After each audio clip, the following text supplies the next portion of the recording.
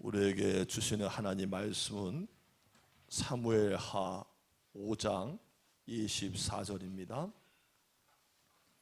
구약 471조 사무엘하 5장 24절 말씀입니다. 제가 받들어 봉독합니다. 뽕나무 꼭대기에서 걸음 걷는 소리가 들리거든 곧 공격하라.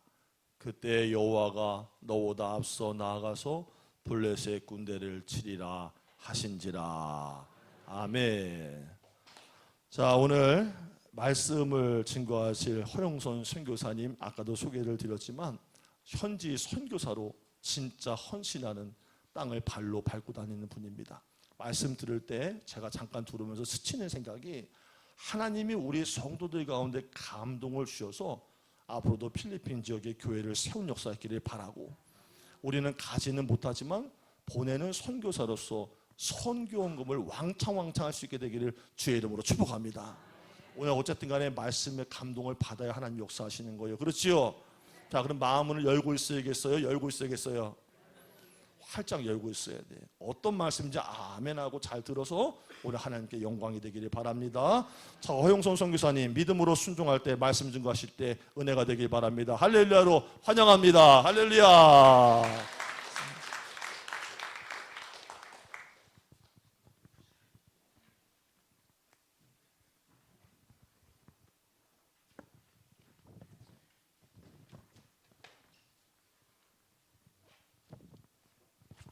안녕하세요. 만나서 반갑습니다. 필리핀 민도르 섬 망양족 선교를 하고 있는 허영선 선교사입니다. 오늘 소태교회 창립 67주년을 맞이했는데, 기념비적인 이런 귀한 시간에 목사님께서 이 강단을 비워주시고 저에게 맡겨주시고, 또 참 감당할 수 없는 환영과 기쁨을 평생에 받아보지 못한 이런 축복을 받아본 것 같아요. 너무 감사드리고 몸둘 바를 모르겠습니다. 참 많이 부족하지만 무슨 말을 전해야 될까 생각할 때 정말 감사한 뿐이었고, 기도해 주신 그 은혜로 사랑만 받다가 다시 한국으로 이렇게 와서 얼굴을 뵌 것 같은데 많이 부끄럽습니다. 그런데 너무 감사한 것 말씀드리지 않을 수 없어서 뜨거운 가슴이 있습니다. 지난번 선교 오셨을 때에 3월 4일부터 9일까지 그 멀고 험한 배 타고 비행기 타고 또 차 타고 또 가야 되는 그 험한 길을 그렇게 달려오신 우리 목사님과 선교사님들, 본인 참석하신 선교사님들, 너무너무 감사하다는 말씀을 먼저 드리고요. 가는 곳곳마다 주님께 받은 그 사랑들 마음껏 나눠주고 눈물로 그들을 안아주는 모습을 볼 때 너무 감동스러웠고, 하나님의 사랑이 이렇게 흘러가는구나라고 하는 것을 깨달았습니다. 너무 감사드리고요.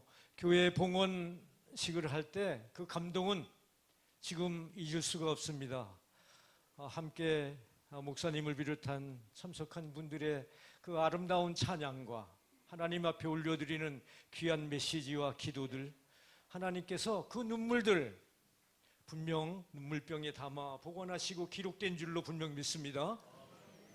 너무너무 감사하고요. 참 제가 선교할 수 없는 부분까지 풍성한 그러한 사랑의 선물들을 그들에게 안겨주면서 축복된 기도를 해주었던 것 잊을 수가 없습니다.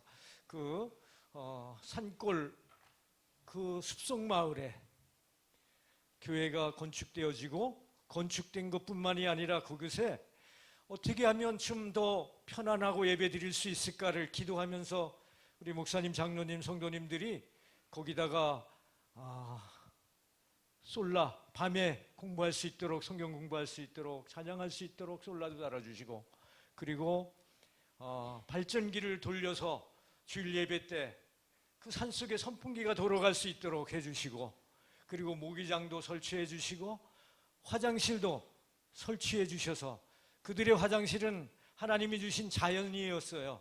그런데 화장실도 설치해 주시고 예배 드리는데 최선을 다해 그렇게 해주신 우리 소태교회 목사님과 성도 여러분들 정말 감사하다는 말씀을 또 드리고요.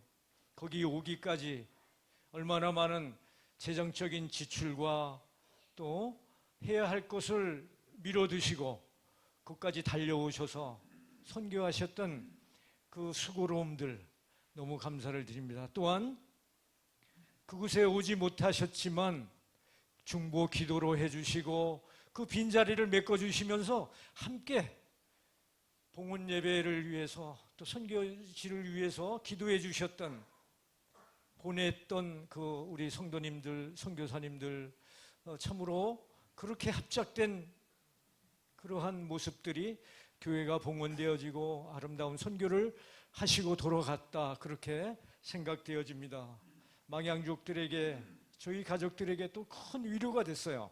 고향의 품에 온 것 착각을 할 정도였는데 그 윷놀이 할 때 우리 권사님들 목사님 한 마음이 돼서 웃음소리가 저에게는 큰 위로가 됐어요. 한국말을 들어볼 수 없는 그런 곳이었는데 참 내 고향교회에 왔다, 내 어머님 품에 왔다라고 하는 그런 느낌을 받으면서 참 안해하고 감격스러워서 눈물을 흘린, 감사해서 그런 기억이 있습니다. 잠시 동안 작년도에 왔다 간 이후에 선교 활동 내용인데 근데 부족한 게 많지만 사진으로 기도해 달라는 마음으로 사진으로 담아봤습니다. 한 5분간 되는데 보고 말씀드리도록 그렇게 하겠습니다.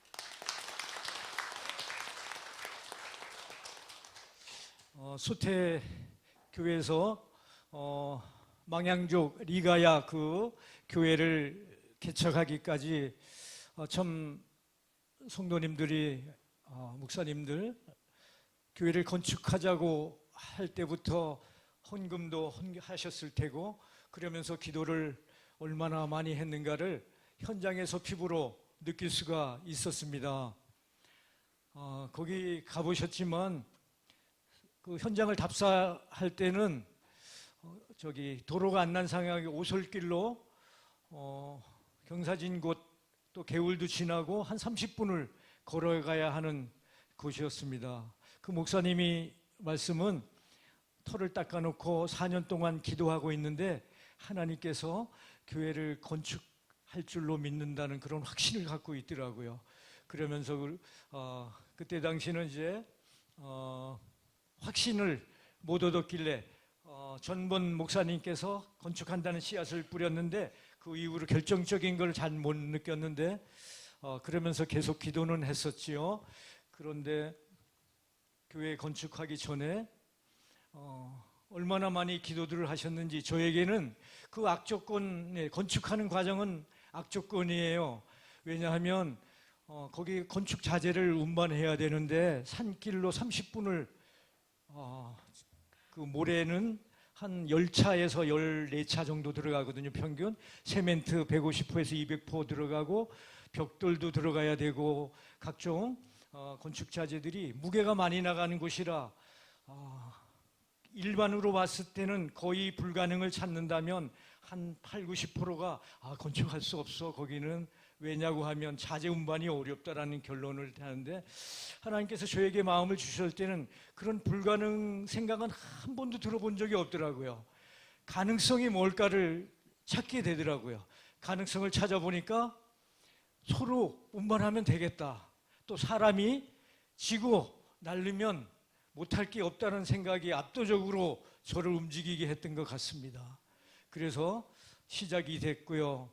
시작이 됐는데 하나님께서는 놀라운 은혜를 부어주셨어요. 거기에 6m 도로가 거기에 났습니다. 그때 오셨을 때도 아직 다 안 끝난 그 작업을 했는데 거기서 자재를 물론 고생은 했지만 그 낡은 차로 한 번 갔다 오면 고장나지만 그래도 그 자재를 다 운반할 수 있었고요. 뿐만 아니라 거기에 50m 앞에 초등학생들이 학교를 못 가는 학생들이 많았어요. 너무 거리가 밑에까지 가려면 멀어서 어린아이들은 학교도 가기가 어려웠는데 학교 건축이 시작됐습니다. 할렐루야. 하나님께서 성도님들이 기도를 드려서 놀라운 기적의 역사를 이루어진 줄로 분명 믿습니다. 제가 오기 전에 학교는 다 완공이 됐는데 내부가 좀 됐더라고요. 3칸을 아름답게 줬습니다. 그리고 교회에서 그 앞에다가 다시 부속 건물로 진다고 목사님 말씀하시고 보내주신 선교 헌금 목사님 2분들에게 현금으로 나눠서 드리고 주일마다 그 애찬을 할 수 있도록 쌀을 공급했습니다. 그래서 주일마다 1명 아니면 2명씩 교회가 부흥되는 역사가 일어나고 있습니다. 너무 감사드리고요.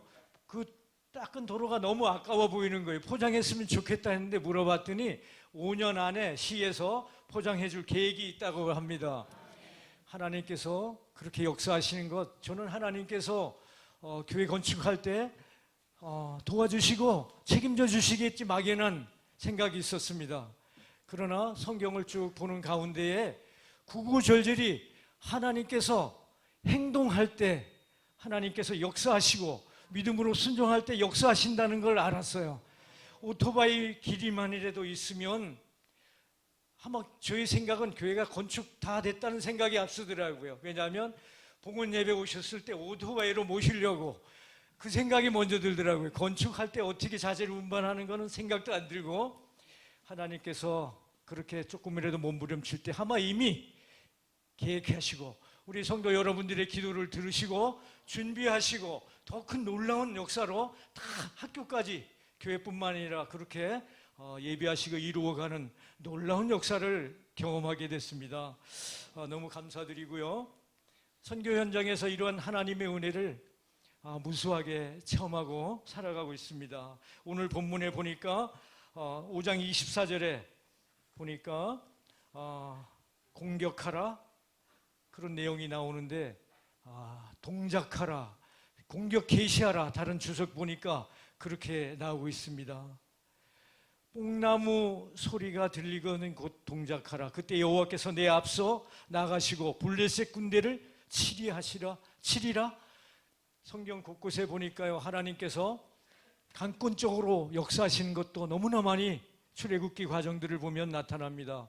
홍해를 갈려치는 역사도 있고 반석을 쳐서 물이 나오게 하시는 역사, 하나님께서 그런 역사들을 이루어 가시는데 또한 싸워주신다는 얘기가 많이 나오고 그런 구절도 많이 있습니다. 신명기에 보니까 먼저 가서 민족을 멸하시고 또 애굽에서 행한 것 같이 너희를 위하여 싸우신다라고 하고 앞서 나가 블레셋 군대를 물리쳐 주신다라고 곳곳에서 하나님께서 싸워주신다라고 하는 내용들이 나타내주고 있습니다.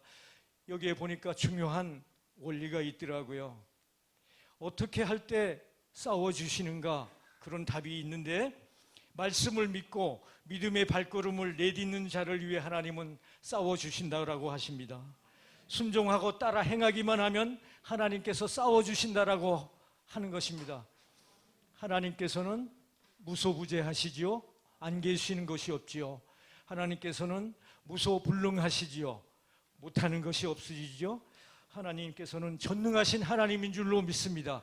그런 몸부림치는 자를 위해 딱 준비 완료하고 대기하고 있다가 하나님께서 행해 주시는 것을 저는 소태교회 건축 과정에서도 발견했고, 선교 현장에서 나의 작은 몸부리지만 하나님께서 기도의 용사들을 통해서 이미 다 준비하고 행하시는 것을 곳곳에서 느낄 수가 있었습니다. 뿐만 아니라 여호수아 2장 18절에 보니까 요단강 앞에서 여호수아가 정탐꾼 2명을 보내주죠. 그 여리고성 안에 있는 기생 라합의 집에 머물게 됩니다. 거기서 약속을 합니다. 붉은 띠를 매달을 때. 6장 17절에 보니까 결과적으로는 그 동거하는 가족끼리 다 살았다라고 말해주고 있습니다. 오늘 본문에도 뽕나무 꼭대기 위에서 소리가 들리거든 공격하라고 말해주고 있습니다. 다윗이 블랙과 전쟁할 때 하나님께서 그런 이야기를 하고 있습니다. 그리고 또 여호수아 3장 8절에 보니까 언약궤를 맨 요단강 앞에서 하나님이 여호수아에게 명령합니다. 백성에게 전하라고 요단강에 발을 들어 놓으라고 말하고 있습니다. 그때 모맹매는 그때 추수하시기 아마 우기철인 모양이에요. 한국에도 우기철 때문에 생명을 앗아가는 일들이 많이 있잖아요. 요단강에 성지순례 보셨을 텐데 지금은 좁고 도랑 같지만 그때 당시는 아마 그것도 넓었고 그 홍수처럼 범람해 오는 그 물 두려움 앞에서 법궤를 맨 그 제사장들이 발을 내디리라고 명령하는 그 모습을 볼 수가 있습니다. 공격은 누가 해야 합니까? 넘실대는 요단강 물에 발을 누가 들여놔야 합니까? 기생 라합의 집에 붉은 띠는 누가 매야 합니까? 마귀를 대적하는데 누가 대적해야 합니까? 말씀 앞에 순종할 때 하나님께서 분명 싸워주신다고 약속했습니다. 순종하지 않는다면 움츠리고 서서 두려움에 떤다라고 하면 하나님의 인도하심 느낄 수가 없겠지요.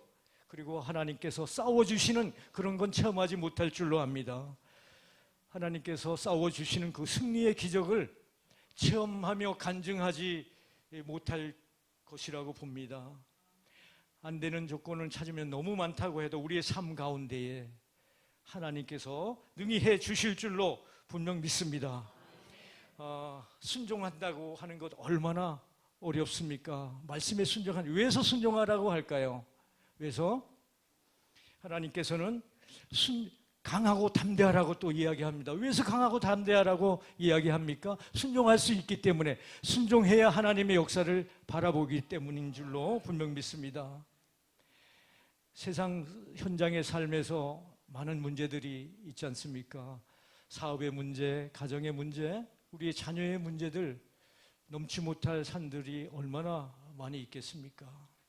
그리고 또한 우리의 어깨에 짊어진 삶들의 문제가 너무 무거워서 힘들어하고 낙심하고 있지는 않습니까? 우리 학생들은 취업의 문제, 앞으로의 진로의 문제 때문에 고민하며 걱정하고 있지 않습니까? 하나님은, 성경은 말씀하십니다. 그럴지라도 강하고 담대하라고 말하고 있습니다. 강한다라고 하는 것은 강팍한 것이 아니죠. 담대한다고 하는 것은 어머님이 자녀를 보호해 보호 본능처럼 그런 거, 소방관들이 불길을 보면서 한 생명을 살려야 한다라고 하는 그런 사명감, 이런 것들이 담대함이 아닐까요?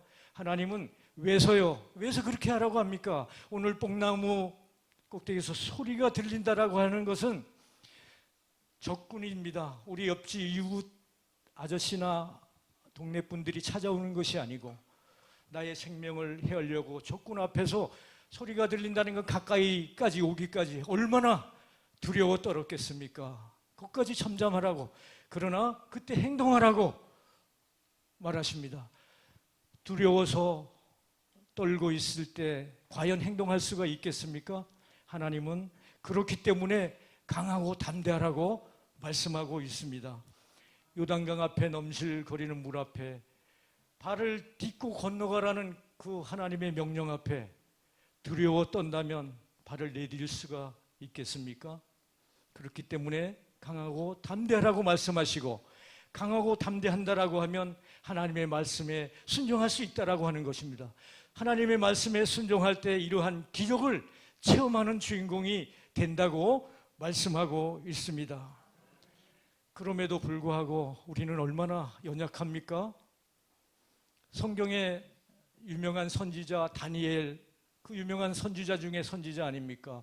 갈멜산 꼭대기에서 바알과 아세라, 그 우상 섬기는 자들 850대 1을 싸워 승리한 그 엘리야. 그러나 엘리야의 한마디, 너를 죽이겠다라고 하는 그 한마디에 두렵고 떨리고 쫄아버려서 광야길 3일 동안을 달려가서 로뎀나무 아래 하나님 나 죽여주세요. 어찌할 수 없습니다. 죽기만을 자처했던 그 엘리야의 그 모습들, 연약한 우리의 모습과 어쩌면 그렇게 똑같지 않습니까? 또 있습니다. 사도 바울은 어땠습니까? 한평생 주님을, 다맥색에서 주님을 만나고서 일평생 주님 앞에 헌신하겠노라고 그 1차, 2차, 3차 터키 지방, 고린도, 또 교회, 데살로니가 교회 그쪽 지방을 다닐 때 어쩌면 동기들이 아닙니까? 공부할 때 유대교의 그 바리새파, 그들이 집요하게 쫓아다니면서 갈라치게 하고 전 사도가 아니라고 성도들을 그렇게 이간질시키고 끝까지 로마 감옥까지 보내야 하는 그런 아픔을 겪었음에서도 불구하고, 그런데 로마 감옥까지 가는 유라굴라 강풍 속에서 풍랑을 만나 며칠간 고생하고 풍파 속에서, 그러나 하나님은 그럼에도 불구하고 외면하지 않으시고 찾아주시고 만나주시는 주님을 바라봅니다. 엘리야에게 찾아와서 먹을 것을 주고 사명을 허락하셔서 호렙산으로 달려가 사명 감당한 그 엘리야, 사울에게 이제 걱정하라, 배가 풍파하지 않고 안심하라고, 그렇게 다 무사할 것이라고 그렇게 하시는 하나님, 너무 감사한 그 하나님을 우리는 믿고 있다 이겁니다. 좋으신 그 하나님, 우리의 연약함을 분명히 아십니다. 하나님께서 우리에게 그러면서 약속의 말씀까지 여러 군데 해주시잖아요. 에레미야 33장 3절에 우리 잘 아는 말씀 아닙니까? 너는 내게 부르짖으라, 내가 응답하겠고 내가 알지 못하는 크고 비밀한 것까지 보여준다고, 읽을 때마다 우리의 삶에 위로가 되는 귀한 말씀인 줄로 믿습니다. 또한 그뿐 아니라 이사야 40장 10절에 하나님께서 우리에게 두려워 말라, 놀라지 말라, 굳세게 하리라, 도와주리라, 의의 오른손으로 붙들어 주리라고 그렇게 약속해 주셨지 않습니까? 많이 힘들고 지친 우리의 현재 삶 속에 한국의 이 어려움들, 필리핀 땅에서도 보면서 가슴 아플 때가 너무나 많이 있어요. 정말 경제적으로도 안정되고 정말 여러 가지 잘 됐으면 좋겠다.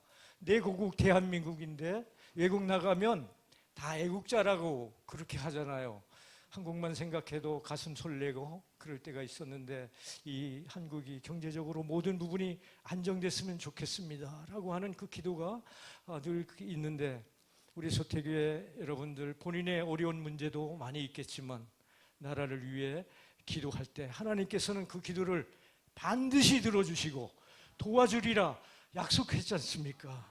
그리고 너를 앞서 싸워주신다고 말했지 않습니까? 그 하나님을 절대적으로 신뢰하시면서 앞으로 전진하면 하나님께서 응답하시리라 믿습니다. 시간이 많이 갔는데요, 한 가지 기도 제목을 드리고 마치도록 하겠습니다. 저의 부족을 선교지에 가니까 너무나 많이 절실하게 깨달았어요. 선교사가 복음을 증거해야 되는데 언어가 안 되니까 복음을 어떻게 증거합니까? 너무나 갈급한 심정이 있었는데, 그래서 하나님께 기도할 때 언어 잘하는 현지 목사님들이 있지 않느냐, 그런 느낌이 왔어요. 그래서 현지 목사님들에게 배움의 길을, 갈 수 있는 길을 그 안내를 하는 역할을 제가 하는 것도 선교사가 아닐까, 그런 생각에 기도하면서 사방으로 알아볼 때 마닐라에서 어떤 선교사님이 센터를 지어놓고 무료로 목사님들을 배우는 신학을 가르쳐줄 수 있는 기회를 있다는 정보를 듣고, 그래 맞아, 무료면 됐다. 그 경비는 내가 부담하라고 하더라고요. 그래서 선교비를 쪼개고 아끼면 5명의 목사님들을 신학을 공부를 가르칠 수 있겠더라고요. 그래서 오가는 점심 저녁 뭐 이렇게 갈 때 하고 일주일간 합숙하니까 올 때, 그래 놓고 인원을 모집할 때 코로나가 왔어요. 그래서 그게 무산돼서 안타까웠는데, 다행히도 이번에 세대가 바뀌어서 휴대폰으로 또한 유튜브로 동영상 강의로 전문 강의가 그 강의를 해주고 선교에 성공을 하고 있는 마닐라 미디어 선교사님을 만나게 됐습니다. 필리핀 열 몇 군데에서 성공적으로 그 신학교를 유튜브 과정을 통해서 하고 있었어요. 너무너무 잘 됐다. 가지 않아도 하나님의 복음의 말씀을, 하나님의 말씀을 더 깊이 연구할 수 있는 그 과정, 2년의 과정인데, 그래서 너무 감사하고, 그래서 기도 제목도 아마 지난달에 올린 것 같은데, 하나님이 동역하는 선교사님을 만나주셔서 그들의 경비까지 70%까지 책임져 주시고, 그래서 오기 전에 6일과 7일날 합숙훈련을 해서 시작을 했습니다. 이제 작게 시작했는데 망향종 목사님들이 초등학교밖에 나오지 않았어요.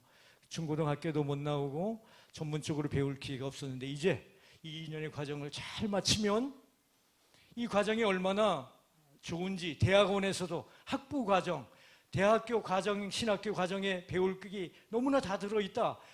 거기 원하면 대학원까지 보내주겠다. 거기서 합격을 시켜주고 공부를 시켜주겠다라고 하는 좋은 프로그램의 교육이 지금 민도로 센터에서 운영되고 있습니다. 여러분, 처음에 시작은 미약했지만 나중에 민도로의 신학교, 정말로 가진 것 없고 돈 없고 배울 수 없는, 초등학교밖에 나올 수 없는 그러한 현황과 환경에 있지만 그들이 배워서 망향족 곳곳에 강단에서 하나님의 말씀을, 메시지를 강력한 선포로 전해서 수많은 영혼들이 주께로 돌아오는 역사가 있어질 줄로 분명 믿습니다. 그런 비전을 가지고 저는 기도하고 있거든요. 저는 하나지만 우리 서태계 성도 여러분들 합심해서 그런 비전을 놓고 기도해 주시기 바랍니다. 그러면 분명 하나님은 외면하지 않으시고 그 작은 신음에도 응답하셨던 하나님인데, 이래 성경 곳곳에 약속해 주시는 하나님이신데, 이제 동작하며 몸부림쳤는데 하나님 이루어 주실 줄로 분명 믿습니다. 그런 소망을 바라보며 기도하고 있습니다. 다시 한번 67주년을 맞이하는 이 서태교회 목사님과 모든 성도님들, 그간에 주님 앞에 눈물 흘렸던 그 흔적들 주님이 반드시 기억해 주고 앞으로 남은 100년을 향해 달려갈 때 더 놀라운 축복된 소태교회가 될 줄로 분명 믿습니다. 기도하겠습니다. 참 좋으신 하나님 감사합니다. 참으로 험하고 광야 같은 우리 인생길을 살아가는 우리에게 하나님 앞서가시고 행동해 주시고 싸워 주시고 인도해 주신 그 놀라운 은혜가 무궁무진하지만 그 하나님의 은혜를 깨닫지 못하는 무지몽매한 그러한 삶을 살아왔던 우리들을 주님 용서하여 주시옵소서. 너는 내게 부르짖으라 내가 응답하겠고 내가 알지 못한 크고 비밀한 것까지 보여주마 약속하셨는데 이제는 주님 앞에 달려나와 이 약속의 말씀을 붙들고 행동하는 자들 되게 하여 주시옵소서. 그리하여서 귀한 제단의 야긴과 보아스처럼 기둥의 역할을 감당하며 하나님이 원하신 길에 하나님이 찾으시는 일에 내가 여기 있노라고 오른손 들고 달려나가는 이사야와 같은 아버지 하나님 귀한 성도님들 되게 하여 주시고 주님 부름을 앞에 순종하며 달려나갈 때 기적을 체험하는 믿음의 주인공들, 믿음의 용장들 다 되게 하여 주시옵소서. 모든 영광 주님께 돌리오며 사랑이 많으신 예수님의 이름으로 기도드립니다. 아멘.